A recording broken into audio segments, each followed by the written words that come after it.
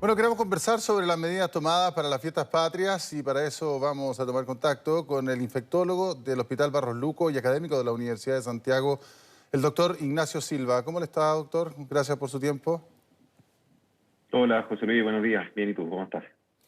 Bien, pues mire, estamos con cifras bastante alentadoras por el momento del control de la pandemia. Se han ido reduciendo las camas ocupadas en los centros asistenciales con pacientes UCI graves y pacientes COVID, digamos, en UCI. Y claro, uno podría proyectar de aquí a un mes, un poco menos, de que las fiestas patrias podrían estar más tranquilas. ¿Cuál es su apreciación? ¿Tiene usted alguna inquietud eh, algún tipo de mirada, digamos, media complicada respecto a lo que podría ser un permiso muy amplio, sobre todo con la variante Delta que nos está soplando en la oreja hace rato, digamos? Claro, a ver, yo creo que es evidente que la situación epidemiológica actual es tremendamente favorable y muy distinta a lo que vivimos el año pasado en esta misma fecha. Nos permite la cantidad de casos que tenemos hoy día, la circulación viral, tener mayores libertades y realizar algunas actividades que el año pasado no pudimos hacer. Pero por supuesto que nos preocupa lo que se ha visto en otros países, en el hemisferio norte, en Estados Unidos, en Inglaterra, Israel, Alemania ahora, que en la medida que han levantado las restricciones, incluso a veces en algunos países recomendaron dejar de usar mascarilla, se realizaron actividades masivas, eventos deportivos, conciertos, etcétera. En el fondo como que se perdió un poco el respeto o el temor a la pandemia y mucha confianza en la vacunación, que es algo que la verdad que nos ha ayudado tremendamente. O sea, los resultados que hoy día tenemos en el país son gracias a la vacunación.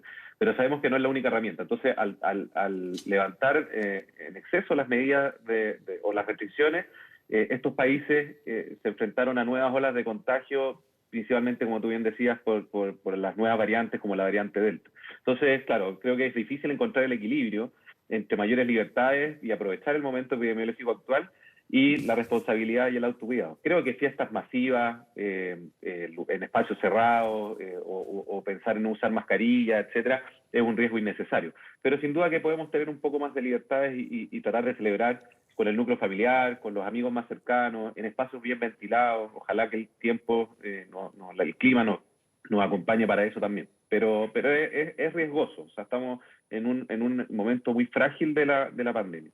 Sí, es riesgoso, quizás también porque en la medida que vamos ganando libertades y vamos viendo estos números, digamos, que uno podría decir que la autoridad está lejos de la autocomplacencia, pero sí está mostrando números que son muy favorables y eso podría relajarnos como un efecto psicológico, digamos, entre el agotamiento pandémico que se ha hablado tanto, pero también un poquito relajarnos un poco, ya juntémonos y total, está aquí, sí, hay súper pocos contagios, me relajo en el lavado de manos, se me olvida ponerme la mascarilla. O sea, ¿podría haber un efecto psicológico en ese sentido también?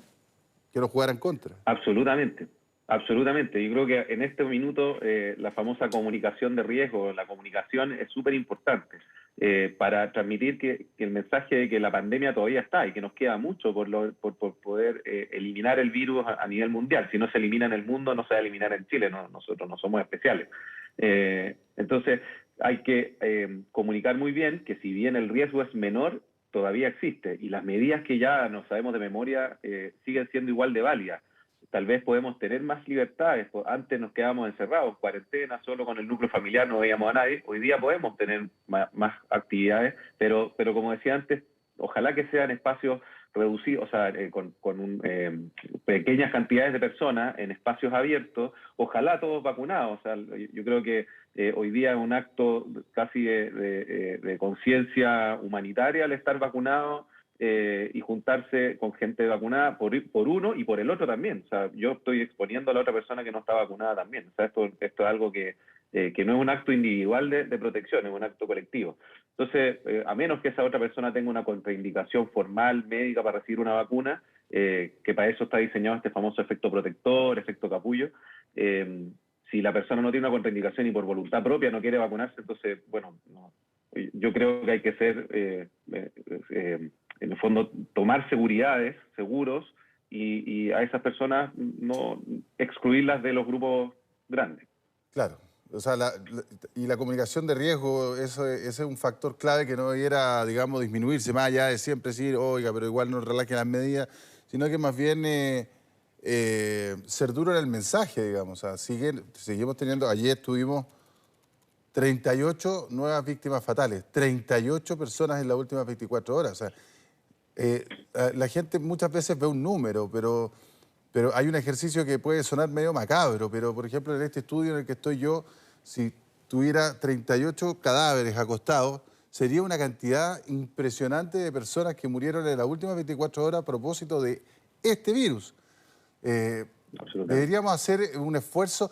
Se lo pregunto por qué, porque a mí me da la sensación, y yo no sé usted qué piensa, que de repente la autoridad puede estar descansando mucho en el avance del proceso de vacunación, que es fantástico, pero puede ser haber una tentación en descansar demasiado en él y no, digamos, o sea, y bajar un poquito la guardia en la comunicación de riesgo, porque, por ejemplo, este 18 podría ser acompañado de una fuerte campaña de comunicación de riesgo, aunque pueda sonar, digamos, contraproducente con el momento epidemiológico que estamos viviendo.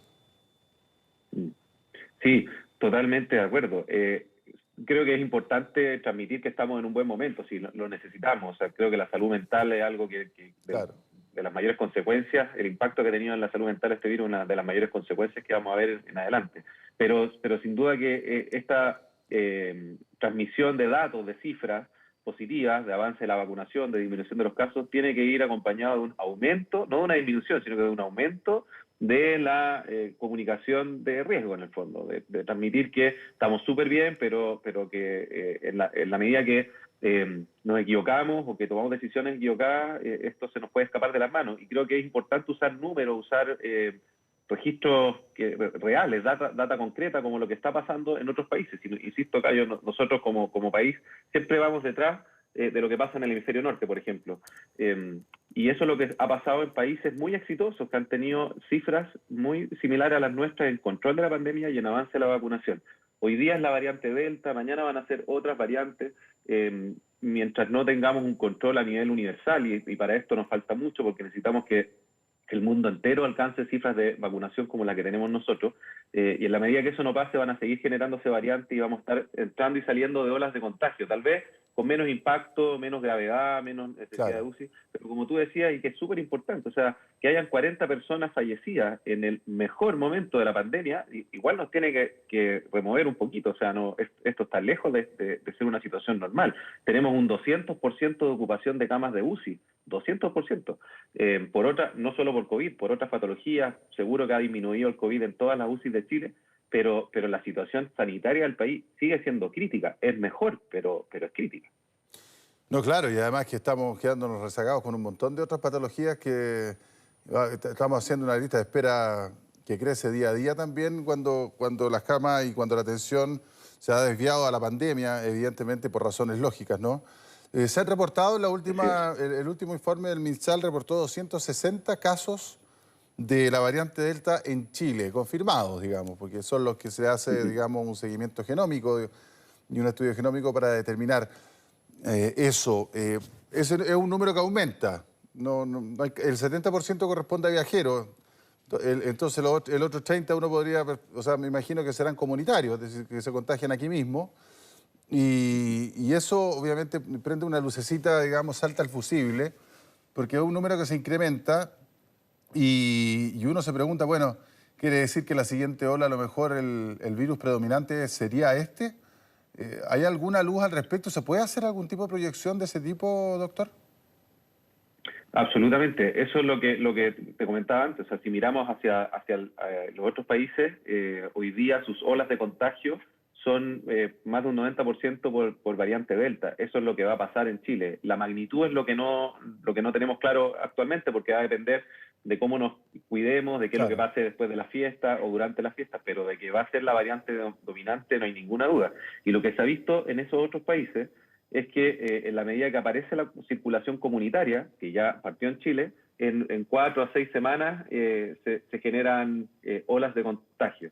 Y sobre todo en personas no vacunadas, que hay que recordar que si bien se ha hecho mucho énfasis en que llevamos más del 80% de las personas vacunadas, eso no es cierto.